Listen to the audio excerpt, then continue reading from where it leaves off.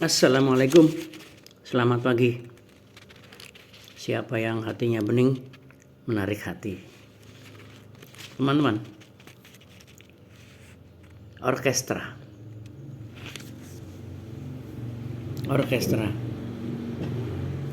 Pemimpin orkestra disebut dirijen atau konduktor.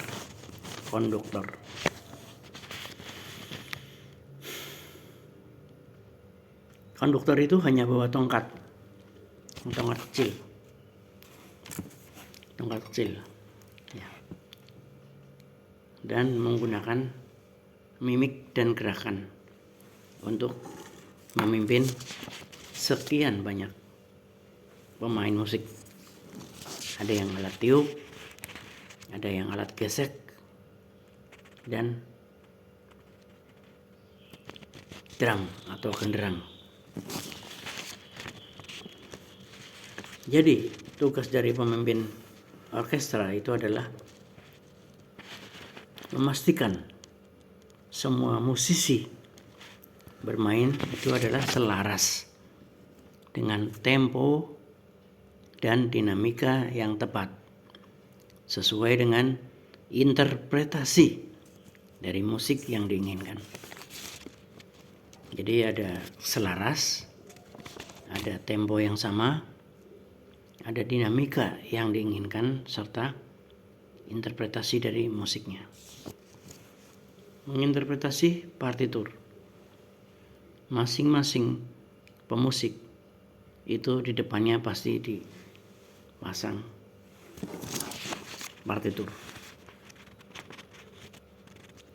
Orkestra adalah seni memimpin dan mengelola sebuah organisasi, baik itu bisnis, komunitas, klub, keluarga, agar tercipta sebuah harmoni. Jadi tidak lari sendiri-sendiri. Yang main gitar lari sendiri, yang main biola lari sendiri, yang main drum main sendiri, tapi bermain dalam sebuah harmoni. Jadi memimpin konduktor itu membimbing orkestra menyelaraskan berbagai bagian dan individu agar berfungsi secara sinergi. Sinergi itu artinya satu orang ditambah satu orang menjadi dua. Kalau sinergi itu bisa 3, bisa 1000, bisa 1 juta. Jadi sinergi itu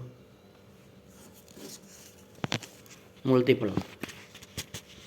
Sinergi itu domino, banyak sekali. Jadi memimpin itu adalah mampu mengkoordinasikan dari aktivitas, sumber daya, dan individu per orangnya untuk mencapai tujuan yang sama. Itu adalah memimpin seperti orkestra. Tujuan yang sama apa? Misalnya mencapai profit, keuntungan. Ya, ada yang keuntungan diperoleh dengan cara menambah pendapatan, efisiensi biaya, dan audit atas kesesuaian antara aturan dan kegiatan yang dilakukan, antara perilaku dengan aturan. Apakah ini bisa, Pak? Bisa.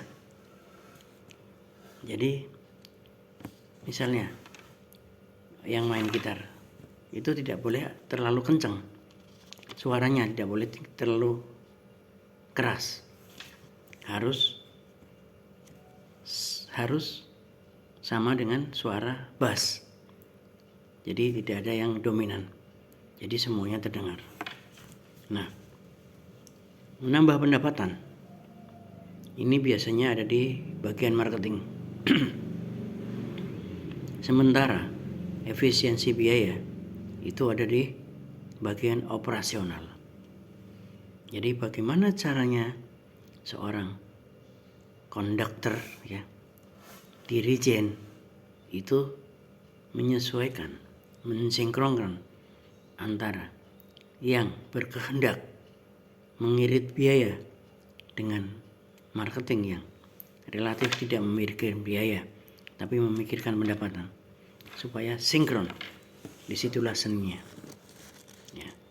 Marketing yang kadang dia di lapangan tidak memperhatikan aturan, dia harus bertemu dengan audit, harus memahami aturan-aturan audit. Demikian juga audit itu bisa memahami kepentingan marketing untuk memperoleh nasabah sebanyak-banyaknya. Disinilah yang disebut sebagai mampu mengkoordinasikan. Jadi ketika auditnya itu emosional, dia harus bisa mengerem dan memberikan pengertian yang lebih luas kepada audit supaya tidak terlalu galak sama marketingnya. Demikian juga marketing tidak terlalu sembrono, tidak memperhatikan aturan, Nah, juga jangan sampai pemimpin ini ada anak emas. Misalnya, direktur utama hanya sayang kepada orang-orang yang marketing, karena marketing itu fokusnya adalah mendapatkan nasabah sebanyak-banyaknya, mendapatkan pendapatan yang setinggi-tingginya. Tapi jangan dilupakan, harus memperhatikan aturan, harus memperhatikan efisiensi, jangan dominan. Apabila di root ini adalah dominan sayang kepada marketing, maka dikhawatirkan marketing itu akan besar kepala dan superior terhadap bagian-bagian yang lainnya. Memimpin sebagai konduktor itu harmonis, jelas dan efektif, transparan, inspiratif, dan bersifat transformasional.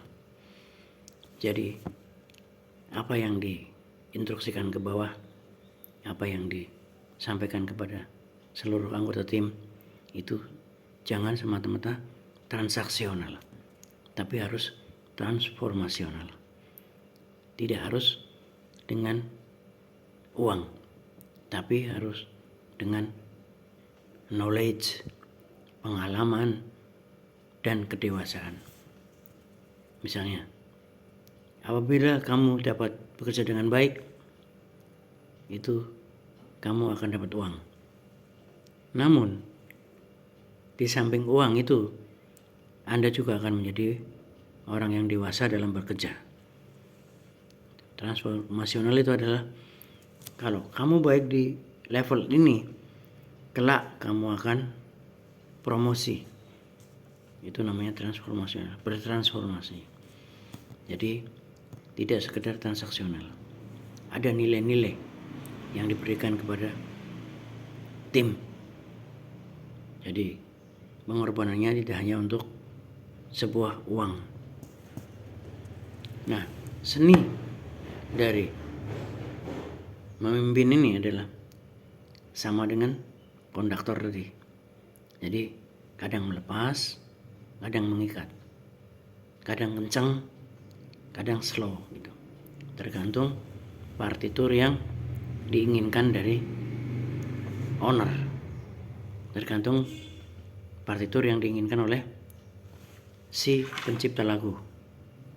Jadi pemimpin itu dia harus bisa menjadi mediator, menjadi pihak yang di tengah antara yang dia minta untuk bekerja dan siapa yang memberi dia pekerjaan. Jadi melepas, mengikat, melepas, mengikat. Jadi itu seninya di situ. Keselarasan yang strategis. Jadi peran masing-masing harus paham. Yang mencari konsumen itu juga tahu fungsinya. Yang sebagai audit dia juga tahu fungsinya. Yang sebagai prosesor dia juga tahu fungsinya. Harus tahu, paham betul. Seperti partitur dari para musikus tadi. Jadi konduktor ini adalah memastikan itu terjadi. Jangan sampai ada yang lepas. Terkaitan antar bagian. Bahwa bagian yang bertemu dengan nasabah, bagian yang terkait dengan pelayanan, itu pada akhirnya harus berkoordinasi dengan internal dari para back office. Jadi tahu hubungan antar bagian. Bahwa bagian yang Anda ampu sekarang itu adalah outputnya digunakan oleh bagian lain yang di belakang Anda. Work-in balance, jangan lupa juga. Jadi jangan terlalu kencang dalam bekerja, tapi work and life balance. Jadi antara kehidupan rumah tangga, kehidupan berkeluarga harus dibalanskan dengan pekerjaan. Itu tugas dari pemimpin. Pemimpin juga harus menjaga kultur organisasi. Misalnya begini. Jadi para supervisor ada kewajiban bagi Anda untuk mendidik bawahan Anda. Jangan pelit-pelit ilmu. Anda tularkan ilmu Anda kepada bawahan Anda karena untuk kepentingan Anda sendiri. Karena di sini gitu misalnya. Di perusahaan ini tidak akan Anda bisa promosi apabila tempat Anda tidak ada yang menggantikan. Dan pengganti Anda adalah semua anak buah Anda yang milih. Itu adalah culture. Gaji, manfaat, memuliakan orang lain, dan kerja untuk ibadah. Itu juga merupakan culture yang harus dibentuk di perusahaan. Ada karyawan wajib, ada karyawan sunnah, ada karyawan mubah, ada karyawan makruh, dan ada karyawan yang haram. Itu juga nilai-nilai culture yang bisa Anda terapkan di dalam memimpin. Jangan lupa juga bahwa teknologi sebagai alat itu bisa membantu dalam koordinasi, dalam mempercepat proses, dan melakukan efisiensi.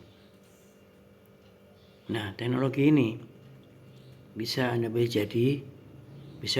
jadi, dan Anda pahami, kemudian Anda maintain. Sistem-sistem di dalam kantor itu kan banyak. Jadi tetap beli jadi, tapi semua instrumen dalam organisasi harus paham mengenai sistem itu. Yang berikutnya, fleksibilitas terhadap perubahan. Jadi kadang sesuatu tidak, bahkan bukan kadang, wajib itu. Perubahan selalu terjadi, baik eksternal di luar perusahaan maupun internal sendiri di dalam perusahaan.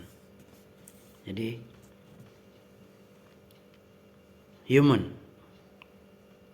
atau orang itu yang memproses semua kegiatan yang ada di produksi dan pelayanan yang berujung pada customer, kepuasan pelanggan, dan akan mendapatkan pendapatan dan keuntungan yang banyak. Di sini ada faktor aturan eksternal yang harus dipahami. Di sini ada aturan internal yang harus dipahami karena adanya perubahan. Jadi peraturan itu, terutama internal, itu tidak abadi, harus selalu dirubah sesuai dengan kondisi yang ada. Demikian. Jadi memang memimpin adalah seni. Jadi memimpin adalah seni untuk mengelola karyawan dan membuat mereka paham akan tugas-tugasnya dan membuat mereka itu tidak individualis. Jadi mereka bisa berkoordinasi, mereka bisa berkolaborasi, mereka bisa termotivasi bersama-sama. Terima kasih. Assalamualaikum warahmatullahi wabarakatuh.